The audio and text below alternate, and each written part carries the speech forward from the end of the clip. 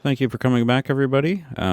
We are about to wrap up our element graph here, but we want to add in just one more thing, and that's a material blend. I think that we can really pull off some sort of kind of damp, wet, kind of looking material that's blended on top of this cardboard. Maybe there's even some sort of like slug trails or something that are coming off. Just the kind of detail that's just going to heighten the overall like look and feel of the box. So let's make some room here for ourselves. I'm going to hold down shift and drag this over. And I'm going to need to blend this material make with another material and then put that into the finalize. So I'm going to pull off of this material make and I'm going to type in material. Well, it's right there. I don't even have to do anything. Material blend. Yay. I want this to be my base. So I'm going to put this back as material 2. And delete this node there. And now we need to find a material. So let's go in here and let's look and see in our mesh materials. There's a lot of stuff here. Let's just type in wet. I've done this a couple of times already, looking through various other materials, and the one that I'm going to be sticking with is the Spanish wall wet. So I'm going to bring that in. And I'm going to plug that right into our, material. And then this is going to go into our material finalize. So now if we look at our final in the 3D view, you can see that all this is added together. This is not what we want, obviously. We want to make some masks to kind of blend this together for this mask. If you see here, it works just like a regular blend node, where the mask is going to affect how the first material is blended into the second material, or the first layer is going to be foreground is going to be blended into the background. So let's go ahead and do some masking. We are going to need to do a couple of volume masks first, I think. So I'm going to bring out a mesh volume mask. And as you can see, it requires the mesh. So I'm going to go over here to our vertex color that we had before, drag this up and over and plug it in. And now we can just view this as a whole. And the first mask I want to do is just pretty much like right down here on the bottom of this. And then I'm going to use the softness to really fade that out, maybe even stretch it up a little bit and drag it down. Like so. Let's make sure it's really nice and soft, and then just to be able to control how that looks and feels, I'm going to add a levels in. So that way I can really crank up the brightness of the mask in certain portions of the box if I wanted to. So the option is now there, it's available. Now I'm going to do a blend of, let's see, we need some sort of weird grunge texture. So let's go back into our library and we'll do a grunge. That burned looks pretty nice. Let's just use that. Burned, and then we're going to also add a transform to this. So transform. And if I expand the transform section, I can now mess with the scale of this. I can even give it a little bit of rotation if I wanted to. And I'm going to do a blend real quick of putting this. I'm going to put this as the background. And then we're going to set this to multiply. So now I'm going to get this as my final asset there. And now we're going to make another blend. And this blend is going to be kind of our like weird slug markings. I know that may sound a little bit strange, but it happens if you leave a package outside for too long. Slugs are going to find it. Let's go ahead and do something like, I think it was scratches structured.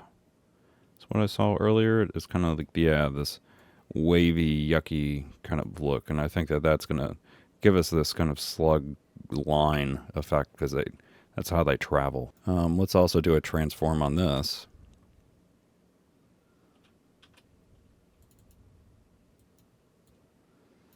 And we're going to just give this a lot of scaling here. So really crank this down considerably. And bring this down even more.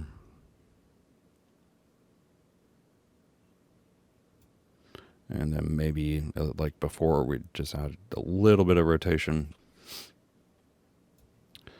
And this transform is now going to be blended with another mesh volume mask. So since we're having multiple mesh volume masks here, I'm going to right click on the node here and type in RER to get a reroute mesh and just have that inserted for me. So now I can pull right off of here and do a mesh volume mask in the same location. I'm going to make this one a sphere, and I'm going to preview that as the 3D material. And I think I only want them to kind of show up like on one side of the box. Maybe we stretch this out a little, tilt it a little bit that way, and increase that softness some. Maybe even rotate this with a little on the Y. Crank that out a little bit so we can just slowly blend this in together. And then that's going to be blended on here as an opacity mask. And this is going to go into our foreground. And for our background, we're going to set that to have nothing at all, just a black color. So we're making this new grayscale image right here, like this. And now we're going to blend these two together to now become the mask that we're going to use for our material blend. So let's do another blend. And we're going to pull off of this one here and put this into our foreground. And then we're going to pull off of this one here, put this into our background. And then that's going to be blended over. I think we're going to add that in. Yeah. And now we can use this as our mask. So I'm going to pull this down here and plug this into mask. And now we can look at this 3D material as a final and make our adjustments on the fly. So right now we're not seeing a whole lot show up. It's definitely there. It's definitely there. It's just that we need to adjust our masks, adjust some of these levels, get everything working in our favor. So let's move this mask up just so that we can see what's going on a little.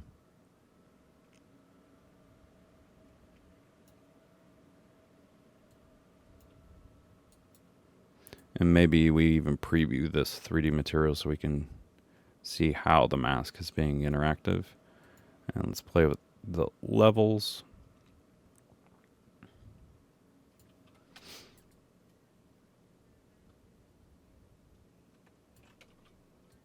And then go back to our mesh volume mask. Maybe we shift this around and increase that softness even some more. Because we don't want it to be crisp like this. So what if we instead switch this over to be a sphere? And then reset the scale. And turn that softness down. And then globally scale this up.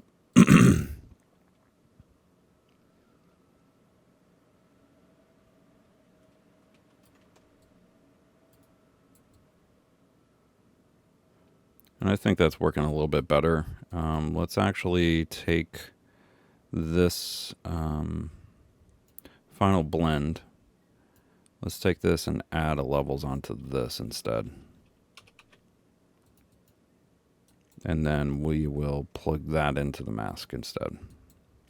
So now we have this kind of flow coming down this way. Let's look at the final output of that.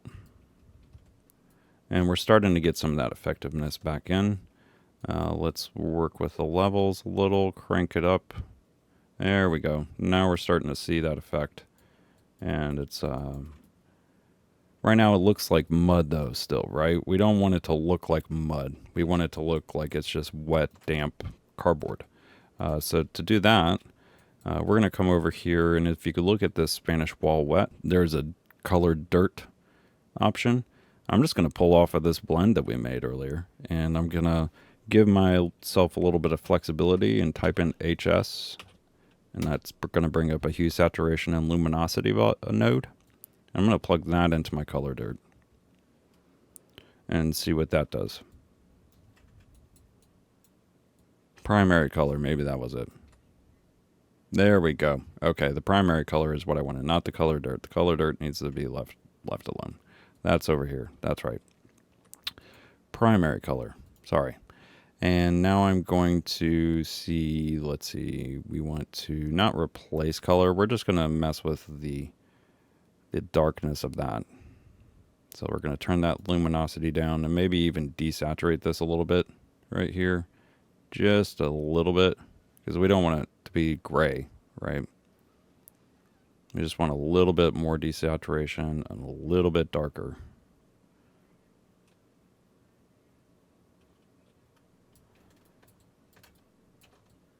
So it feels like there was stuff that was either sitting on this or dampness of some sort. We mostly want to rely on the roughness, but also kind of add some more of that color variation in here to the overall. There we go. That's looking a bit better. Not totally wet or soggy. Not really looking for that. Just kind of, it's old and yuck. It's seen some water days and there's some stuff that crawled all over it. Let's look at this scratch is structured. I never even really mess with this. Let's turn the width of these up so it feels more like trails.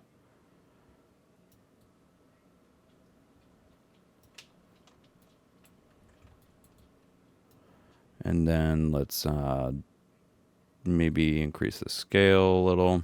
Play with the seed some. Yeah, that's looking pretty gross and yuck, and I don't want to touch it. You don't want to pick that box up. We definitely want it to be really irregular, but not too much, really. And I think that that's fairly decent. I'm going to tone that balance, and that contrast needs to stay where it is. And that's a little bit too strong. That's just a little too strong. It's too much for me. Let's take this blend. Let's pull off of here. Let's do a levels as well. Whoops. My bad.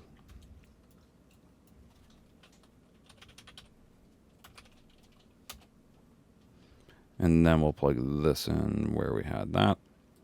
And now we're just going to darken those up a little so that they're not showing up so much on the mask. Let's actually just look at this levels here.